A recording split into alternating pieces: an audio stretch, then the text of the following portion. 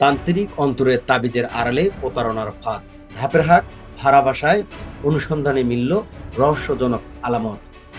গাইবান্ধা সাদুল্যপুর উপজেলার ধাপেরহাট পুরাতন পুলিশ ফাঁড়ির পেছনে একটি ভাড়া বাসাকে ঘিরে দীর্ঘদিন ধরে স্থানীয়দের মধ্যে নানা অভিযোগ ও গুঞ্জন ছিল।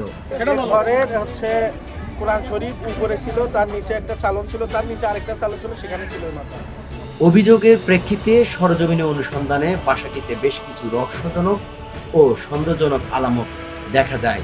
তবে এ সময় আলামতের প্রকৃত পরিচয় এবং অভিযোগের সত্যতা নিশ্চিত করতে সংশ্লিষ্ট কর্তৃপক্ষের তদন্ত প্রয়োজন।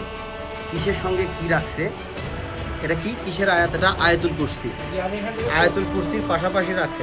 স্থানীয় সূত্রে জানা যায় বাসাটি বিমা ম্যানেজার রেজাউল করিমের মালিকানাধীন।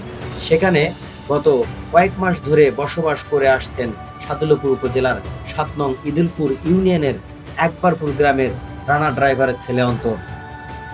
আমাকে খাওয়া দিয়ে যে মহিলার কথা বললাম না আপনাকে, এই সেই মহিলা আমার কাছে আসছিল এই কারণে যে ওই ছেলের সাথে যাতে মিল বাবদ হয়। তিনি না মেয়ের বাড়ি পীরগঞ্জ, সম্ভবত বাড়িয়ালা জানে, বাড়িয়ালার সাথে কথা বলছে, ঠিকানা ওনাকে দিয়ে। এই যে তাবিজ করেন না, আপনি বললেন এই যে তাবিজ কোথা থেকে বেরোলো? স্থানীয়দের অভিযোগ তিনি ওই ভাড়া বাসায় তাবিজ কবজ ও ঝাড়ফুঁক এবং বিভিন্ন সমস্যার সমাধানের নামে কার্যক্রম পরিচালনা করতেন।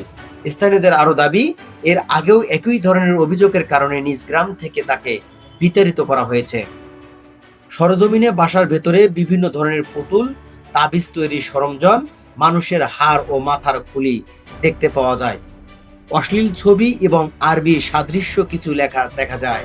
তবে এগুলোর প্রকৃতপক্ষে মানুষের হাড় কিনা কিংবা কি উদ্দেশ্যে সেখানে রাখা হয়েছে তা স্বাধীনভাবে নিশ্চিত সম্ভব হয়নি।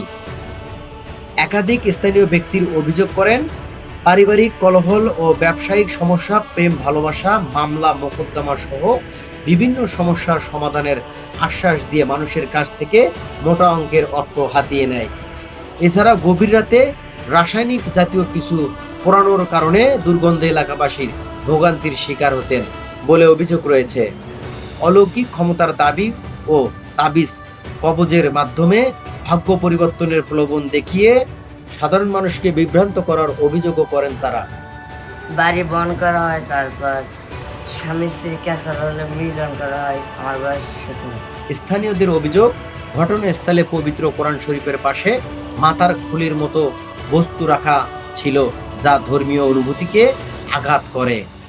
তবে এ বিষয়ে কর্তৃপক্ষের আনুষ্ঠানিক তদন্ত ছাড়া কোনো সিদ্ধান্তে পৌঁছানো সম্ভব নয়। এ বিষয়ে অভিযুক্ত অন্তর বলেন, পবিত্র কোরআন শরীফের পাশে মাথার খুলি রাখা ঠিক হয়নি।